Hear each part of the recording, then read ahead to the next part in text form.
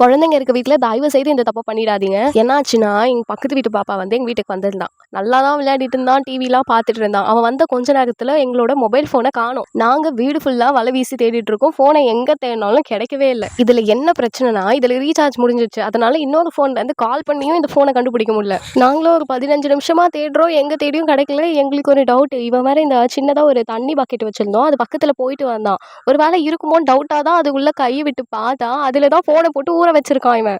நாங்க பார்த்ததும் பதறி போய் ஃபோன ஆன் பண்ணா, ஆன் ஆச்சு. ஓகே ஆன் ஆகுதுன்னு பார்த்தா, அது ஆன் ஆகி 2 மினிட்ஸ்லயே அந்த ஃபோன் ஆஃப் ஆயிடுச்சு. அப்புறம் என்ன பண்றது? யூடியூப்லாம் பார்த்து ஏதாச்சும் பண்ணி சரி பண்ணி விட முடியுமான்னு பார்த்தா, அது ஆனே ஆகல. அவள்தான் போச்சு. பார்த்தா கேமரா, டிஸ்ப்ளே, ஸ்பீக்கர் எல்லாத்துலயும் தண்ணி. இதுக்கு மேல இருந்தா செட் ஆகாதுன்னு சொல்லிட்டு கடைக்கு எடுத்து போயாச்சு. அங்க போனா 2100 ஆகும்னு சொல்லிட்டாங்க. அப்படி இப்படின்னு எப்படியோ ரெடி பண்ணியாச்சு. பட் கேமராலாம் சுத்தமா நல்லாவே இல்ல.